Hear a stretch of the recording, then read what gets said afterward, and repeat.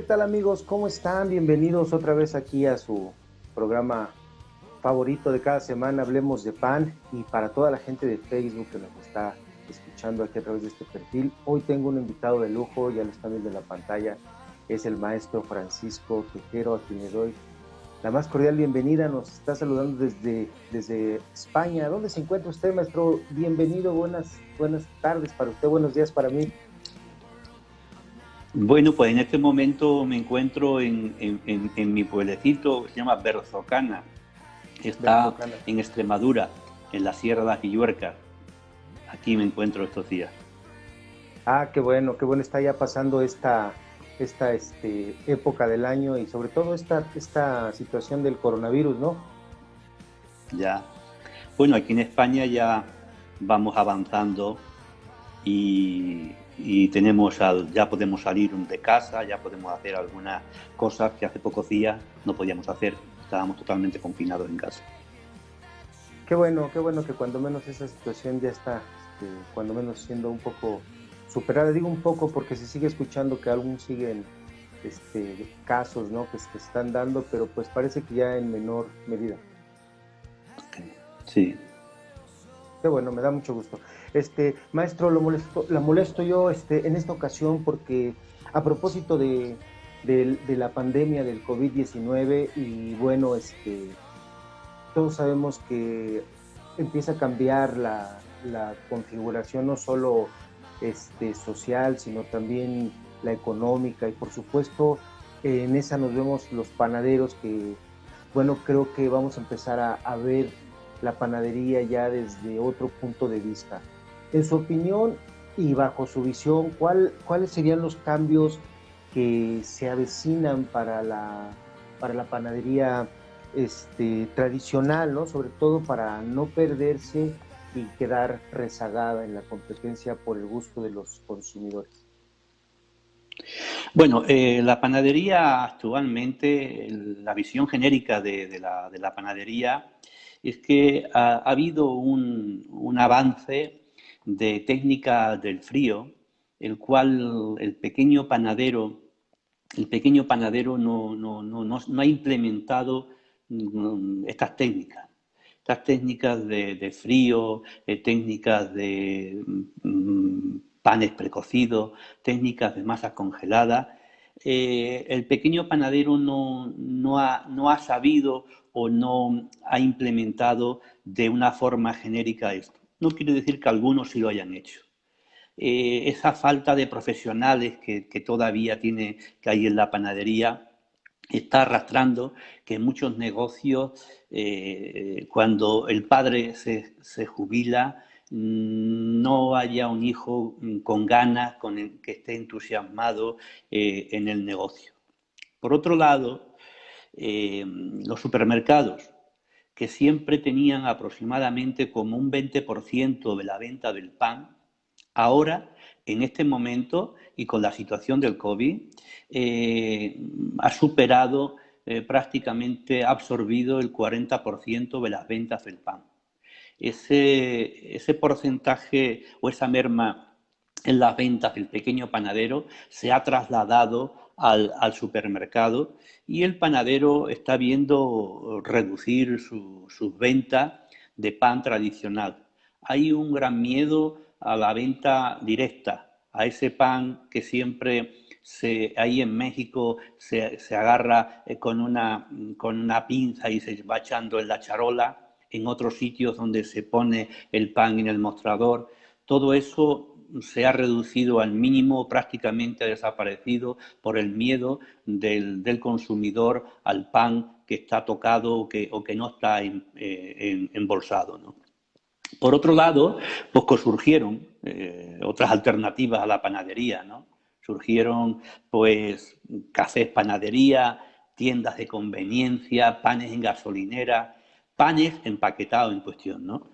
Y luego, bueno, pues todo esto ha hecho pues que el pequeño panadero esté sufriendo una hecatombe en su negocio y que habrá que empezar a ver dónde está y cada uno situarse.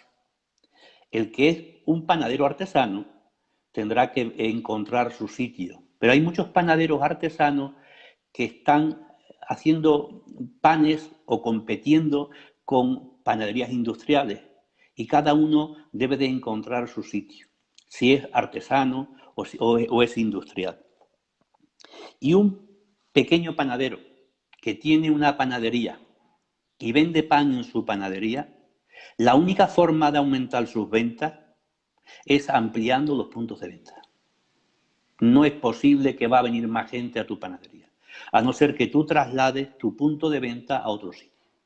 Para eso no es posible montar un obrador en cada punto de venta con la amasadora, con el panadero, con la harina, con todo lo que necesitas para montar una panadería, sino hay que montar puntos de venta.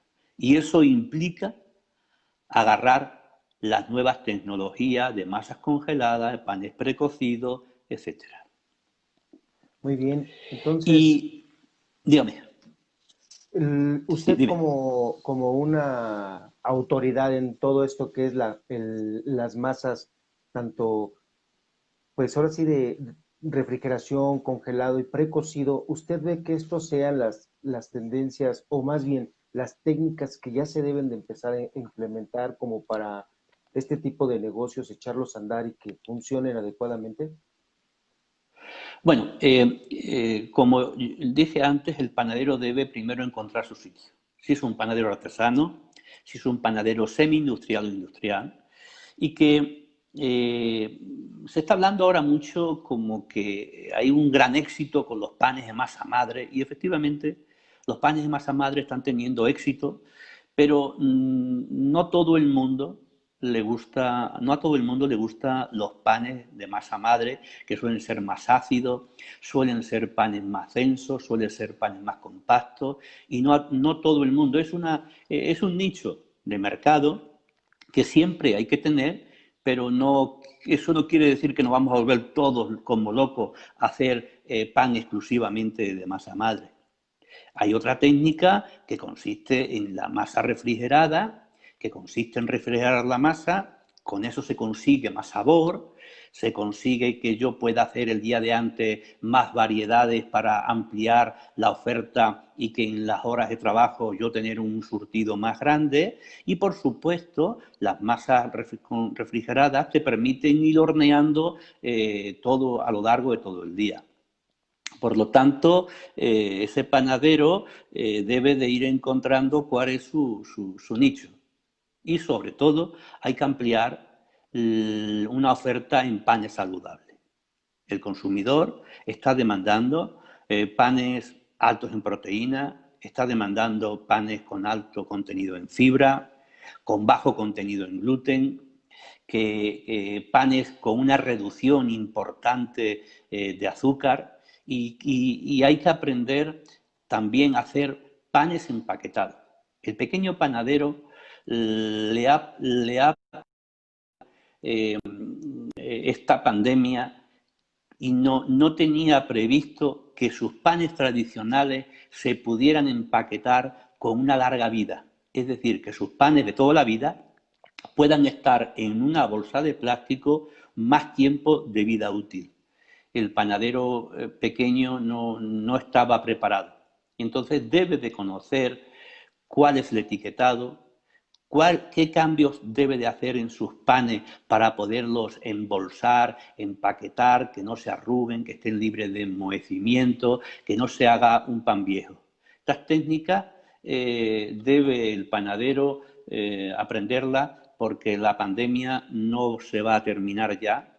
Aparte de que aunque termine la pandemia, va a haber unos cambios en el hábito de los consumidores que van a seguir comprando panes empaquetados. Mire, ahora mismo en los supermercados hay una gran oferta de panes de todo tipo y se han visto incrementado el consumo de panes de molde, de panes empaquetados, que ya en los últimos años estaba habiendo un incremento de un 10% por año el consumo de panes empaquetados. No, la verdad es que el panadero debe de comenzar a manejar las técnicas de conservación del pan. No solo en estas nuevas técnicas de masa refrigerada, sino también en los panes empacados, en los panes empaquetados, para aumentar la vida útil. Hay una serie de ingredientes que los panaderos utilizamos para que los panes tengan una mayor vida útil. Una palabra entre nosotros que es los mejorantes. Los mejorantes no es otra cosa que una serie de principios activos de naturaleza que son naturales, no son productos químicos, como por ejemplo los emulsificantes que se obtienen de grasas, el ácido ascórbico, que no es otra cosa que vitamina C, y así como enzimas que son cultivadas especialmente hongos para producir estas enzimas, y que todos estos ingredientes a las temperaturas del horno se desnaturalizan. Estos mejorantes sirven para que el pan tenga una mayor esponjosidad, etcétera, y en ningún caso son productos químicos. Oiga, maestro. Dígame. También. Nada más para que nos dé un poquito ahí de luz en este sentido, porque acaba de tocar el tema acerca de los mejorantes y su naturaleza, y muchas personas confunden, o no sé, es una parte que es una desinformación, yo creo, precisamente eso, ¿no? Que si contiene conservadores o lleva algún tipo de mejorante, ya es un pan que es, vamos a llamarlo sintético, ¿no? Entonces, esto es un mito, entonces, en realidad no es tal cosa, sino que son productos meramente naturales. Correcto, y a veces, bueno, la verdad es que si un panadero añade vitamina C al pan, está usando una cosa que se llama ácido ascórbico. Pero el ácido ascórbico lo contienen mucha fruta, los cítricos, la naranja, el limón. Pues de una forma añadida a la masa, provoca que tenga un poco de retención de una cantidad mayor de gas, y eso hace que el pan tenga más esponjosidad. Pero a 55 grados, como todas las vitaminas, se naturalizan. O sea que al final, de hecho, no se puede decir que lleva vitamina C, sino nos obliga a decir que lleva ácido ascórbico. También, como yo decía antes, se utilizan una serie de enzimas que a temperaturas de horneo quedan totalmente desactivadas y sirven para que el pan pueda tener una vida útil mayor, que esté durante más tiempo fresco.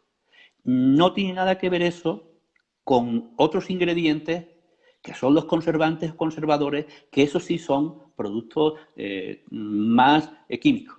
Por ejemplo, el propionato de calcio, el ácido sórbico, el sorbato potásico. Que eso, los panes empaquetados de molde, industriales, sí llevan todos esos componentes que se llaman antimol para que el pan pueda estar 20 días sin hongos. Aunque ahora hay una técnica, ¿sí? Aunque ahora hay una técnica para los mejorantes que están libres de Clean Label, totalmente etiqueta blanca, se están utilizando masas madres propiónicas en las cuales cuando se mete el pan al horno produce ácido propiónico, y eso produce más tarde en el pan una vida mayor. O sea que sin necesidad de echar conservantes, con masas madre específicas para esto, se puede mantener un pan 20 días libre de hongos. O sea que es verdad que hay todo un movimiento de panes libres de etiqueta totalmente blanca, en el cual son productos, digamos, más naturales, puesto que no llevan estos conservadores que yo he hecho mención hace un rato. Muy bien, por otro pero lado, ¿sí? definitivamente el pan embolsado, el pan que se tiene que empezar ahorita ya a adaptar a las nuevas formas de uso y de comercio del mercado, tiene que ir pues sí con su dosis de conservador necesariamente para que esto evite que se haga hongo, se haga moho y tenga una mayor vida de anaquel como espera el panadero y también, ¿no? El que compra el El pan, consumidor, el consumidor, claro. porque Mire, pues va a ser muy, muy importante eso. claro. Mire, un pan, cuando sale del horno y se enfría y se mete en una bolsa de plástico, lo normal, dependiendo qué temperatura ambiente, en invierno un poco más, en verano menos, a los 5 o 6 días, lo normal es que tenga hongos. Puede que dure algo más, 9, pero los 9 días con seguridad, todos los panes empacados tienen hongos, a no ser que se hayan añadido los conservantes adecuados o alguna masa madre propiónica que inhiba los hongos. Cualquiera que nos esté escuchando y tenga en su casa ahora mismo un paquete de pan de molde, verá que hay una serie de ingredientes en los que incluso aparece vinagre o ácido láctico. Eso es un regulador del pH que hace que el pan tenga una ligera acidificación para que estos conservantes sean mucho más efectivos. Y tengo que decir que cuando un pan de molde pues tiene 25 días en el pan sin libre de hongo, es porque ha tenido algún conservador que ha propiciado eso, o bien con masas madres propiónicas, como digo, o bien porque lleva algún conservante. Si un consumidor compra un paquete de pan de molde y a los 6 días tiene hongo, seguro que le molesta que tener que tirar el pan. Y a veces Claro. el consumidor incluso está dispuesto a perder algo de calidad por comodidad. Todo el mundo quiere cuando su pan de molde va a hacer un sándwich que se conserve bien. Y esto tiene un precio que debe llevar peso, no solamente el pan. Hay muchos alimentos que están preparados especialmente para que tengan una vida útil y que las legislaciones de todo el mundo contempla la dosis máxima permitida y contempla la cantidad que debe llevar para que los productos, los alimentos, duren lo que tienen que durar de vida útil. Muy bien, maestro. Pues mire, ya nada más para redondear y para destacar los beneficios que nos acaba de platicar acerca de todas las técnicas y procesos, ¿no? De cómo ir implementando un poquito el cambio, ¿no? Porque parece que esto sí va a llevar un tiempo, pues no sé si regrese a la normalidad como la conocíamos. Lo que sí sé es de que tenemos que irnos adaptando desde este oficio a los nuevos, a las nuevas demandas del consumidor y eso es lo que va a ser lo más importante. Entonces, la importancia y los beneficios que usted nos está destacando en el proceso de masas refrigeradas y congeladas es algo viable para que ya una vez ubicado en el mercado donde estamos, lo empecemos a implementar, ¿no?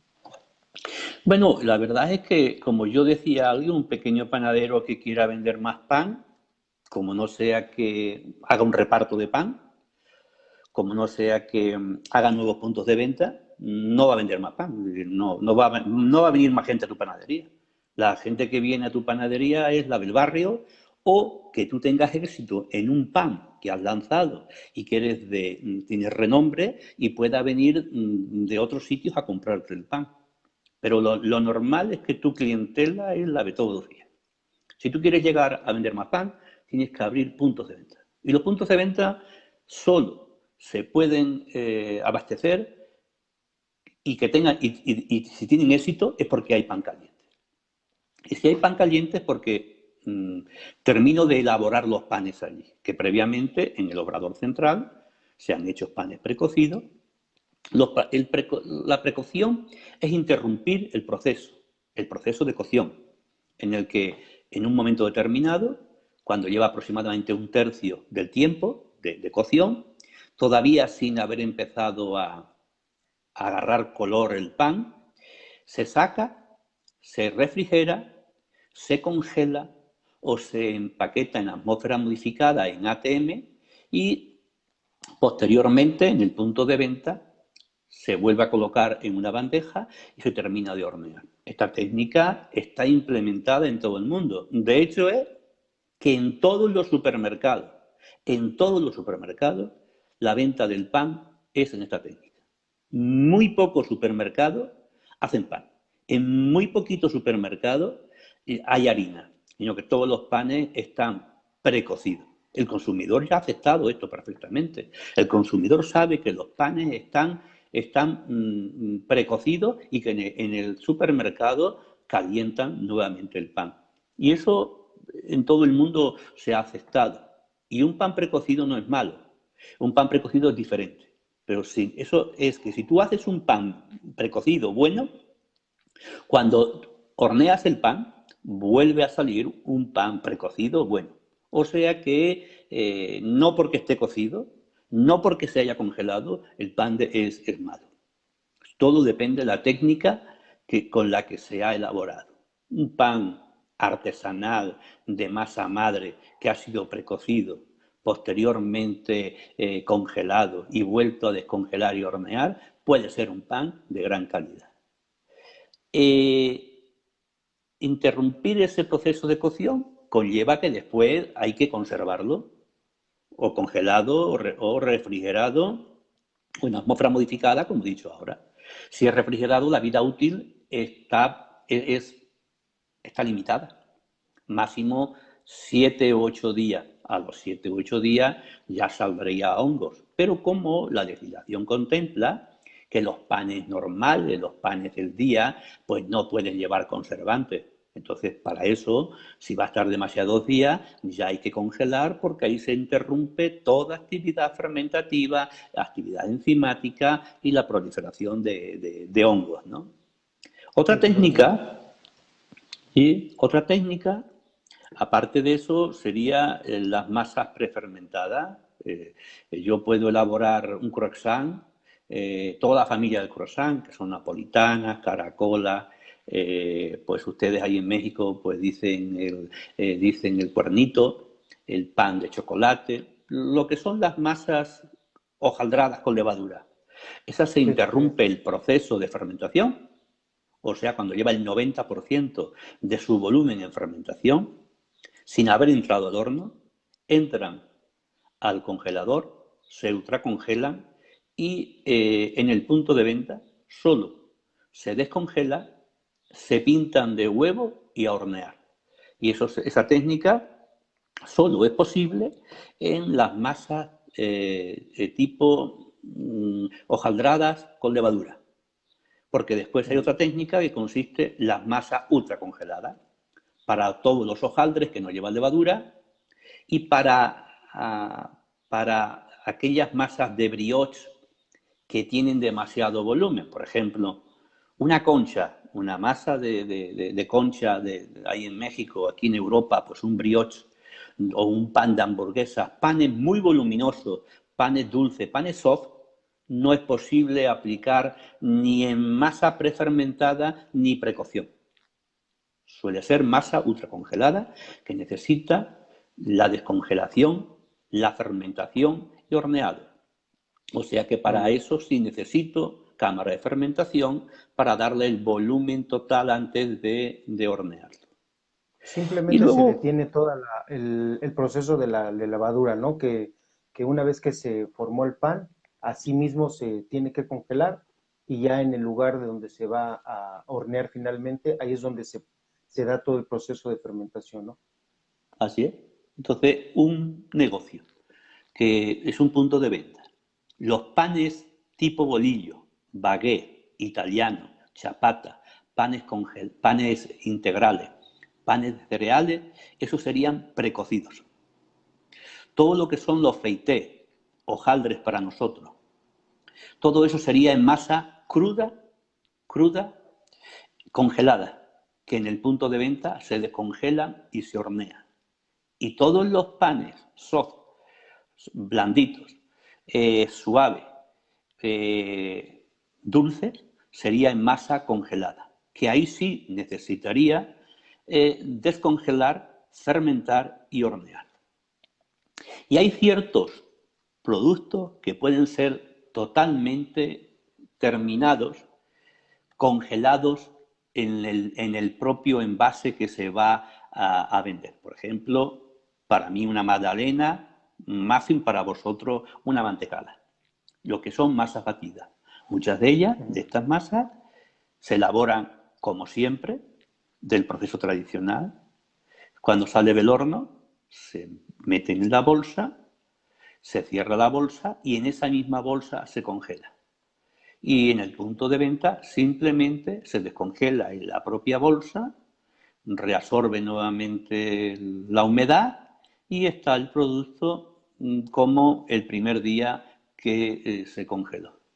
Con todas estas técnicas se puede mantener un punto de venta con una variedad grande de productos, y tengo que decir que no porque un pan haya pasado por congelación es de peor calidad. Si el producto está bien hecho, mantiene las mismas características organolépticas y de calidad si se ha hecho bien todo el proceso. Teniendo en Maestro, cuenta... ¿sí? sí, estas nuevas técnicas que usted dice, obviamente hay que decirle a nuestros amigos de Hablemos de Pan que no es una formulación tradicional, ¿no? Hay que mover las fórmulas para unas masas refrigeradas, congeladas o ultra congeladas, ¿no? O sea, porque no van a querer empezar ahorita a meter sus masas que están preparando en un ultra congelador, o sea, llevan un proceso diferente, ¿no? Bueno, todas las masas refrigeradas o congeladas o prefermentadas tienen una pérdida de fuerza en la masa. Y los panaderos saben qué es eso. Fuerza en la masa es la capacidad que tiene de seguir fermentando sin que se venga abajo. Fuerza en la masa es la capacidad que tiene una masa de empujar en el horno un pan bien alveolado, un pan de buen volumen. Una falta de fuerza en la masa es lo que pasa cuando una masa se somete a refrigeración o congelación. O sea que hay que dotarla de mayor fuerza. Y hay unas técnicas, por ejemplo, usando harina de un mayor contenido en proteína, de una mayor fuerza esa harina. Por supuesto, incluso si la harina no tiene la proteína suficiente, pues hay que aportarle gluten y hay que aportarle incluso un poco más de levadura, puesto que en muchas masas congeladas la congelación muere parte de la levadura y hay que añadir algo más de levadura para reponer aquellas que por congelación han muerto. Por lo tanto, hay que hacer algunos cambios en los ingredientes, en la calidad de la harina y en la dosis de levadura para que esos panes se comporten fermentando con la misma fuerza que en el proceso tradicional, donde no ha habido esa aplicación de frío o masa congelada. Esa pérdida, ¿no? Por el frío de levadura. Claro. Sí. Oiga, maestro, en México tenemos harina que es muy tenaz. En este Sí. caso, este tipo de técnicas es viable. Sí, mire, a diferencia de las harinas europeas que nosotros podemos conseguir, pues no sé, una harina del 13% o 13,5% de proteína con una fuerza panadera, una W de 320, 350, una harina de gran fuerza, con un P partido por L, un equilibrio, que es uno. Ahí, no, ahí en general, no solamente en México, prácticamente en toda América Latina, las harinas son mucho más tenaces. Eso quiere decir que el P partido por L incluso se va a PL2. Es decir, que es el doble de tenaz que las harinas europeas. La tenacidad es la resistencia que ofrece una masa a ser estirada, a ser convertida en lámina, a dejarse estirar o que sea fácilmente mecanizable. Que eso también va a tener una repercusión en el hinchamiento del pan en el horno. Pues cuando las harinas son muy tenaces, el caso que estamos refiriendo ahora, hay que hacer unos cambios. El cambio fundamental es que el tiempo de amasado debe de ser prácticamente el doble que cuando la harina es más extensible. Eso implica que al dar más tiempo de amasado hay que añadir agua más fría o incluso aportar hielo en el amasado. O sea que a mayor tiempo de amasado, la masa es más extensible, es decir, menos tenaz. Por eso cuando se utilizan harinas muy tenaces, hay que aplicar un amasado intensivo para hacer que la harina sea mucho más extensible. Es uno del cambio principal con harinas muy tenaces que debe hacer el panadero para equiparar que la masa sea lo suficientemente extensible para conseguir un buen laminado, una baguette, por ejemplo, con la longitud adecuada sin que tenga retraimiento y que tenga un buen desarrollo el pan en el horno. Sí, para no elevar la temperatura también de la proteína y hacer que ésta se desgaste y pierda su poder de retención, ¿no? Entonces, a la hora del sajado, tiende a caerse si se descuidó ese detalle que usted menciona. Sí, porque cuando hay un exceso de temperatura en el amasado, porque aumenta o prolonga el tiempo de amasado, se produce un recalentamiento en la masa y la levadura ya empieza a trabajar, empieza a fermentar en la amasadora y ya la masa se vuelve muy tenaz cuando hay una gasificación prematura. Para evitar eso, pues hay que controlar la temperatura, hay que incorporar la levadura más tarde, etcétera, para que termine la masa de amasarse, sea totalmente extensible, pero no permitir que la levadura sobreactúe primero en la amasadora, que sea ya después cuando está fuera de la amasadora. Excelente, maestro. Pues la verdad que es muy interesante esta charla con usted. Nos ha dado muchas pistas de cómo empezar a trabajar en primero por el lado del todo lo que es la panadería, vamos a llamarle post-COVID, que es más que nada ver de una manera diferente ya el negocio, ¿no? ¿Cómo lo vamos a implementar? ¿Cómo vamos a empacar? Nos habló de empaque, nos habló de qué tipo de piezas, de qué dimensiones se van a empezar a usar más preferentemente. Y es muy interesante todo esto. ¿Algo más que quiera usted agregar, maestro? Bueno, nada, que yo creo que ahora mismo los panaderos que nos vean o que en el tiempo este vídeo que está colgado ahí en el Facebook, tiene que meditar. Oiga, ¿yo qué panadero soy? ¿Soy un pequeño panadero artesano o soy un panadero semi-industrial o industrial? Y encontrar su sitio. Lo que no puede ser es un panadero que dice que es artesano y al final está haciendo panes totalmente igual que lo hace la gran industria, porque se encontrará que no está en su sitio y no podrá nunca tener los precios adecuados y para soportar el mercado. Si tú eres un panadero artesano, tienes que hacer panes con un valor añadido mayor que te sea diferente a la gran panadería. Porque si eres un pequeño panadero y estás haciendo lo mismo que el industrial, el fracaso, el éxito no va a poder ser y el fracaso sí va a venir rápidamente. Fíjese que tiene usted razón, maestro. Y ahorita, a colación de todo esto, ¿sabe qué se me vino ahorita como un flash? El hecho de que hay un mercado que por mucho que cambie, siempre va a existir, que es el cambio de la nostalgia, ¿no? Entonces siempre habrá quien quiera comprar ese pan artesanal, quien quiera ir a vivir la experiencia a una panadería donde todavía huele a pan, donde se está cociendo el pan, donde se puede ver a la gente elaborar pan, ¿no? Yo sé que va a ser más complicado que esto pase, pero creo que ese mercado nunca se va a perder, ¿no? No, y de hecho en Europa han revivido muchas panaderías, se han renovado o simplemente se han reinventado, panaderías que estaban con las ventas muy bajas y se han recuperado, pero han encontrado su sitio. Y a eso me refiero, que tienen que cada uno buscar su sitio y definir qué tipo de panadería eres. Y que si tú quieres hacer un pan artesanal o quieres hacer panes de alto en fibra, panes saludables, y quieres hacer unos cuantos panes con masa madre, pero no te vuelvas loco queriendo hacer todos los panes de masa madre, porque también puede fracasar, porque no a todo el mundo le gustan los panes súper ácidos, ¿no? Y también, pues, encontrar tu sitio y seguro que ese panadero abriendo puntos de venta, es probable que su hijo, que en vez de que se vaya a trabajar a una multinacional, se quede trabajando en la panadería. ¿Cómo se define, maestro? ¿Un panadero, un técnico, un artista, un, un científico? ¿Qué es usted?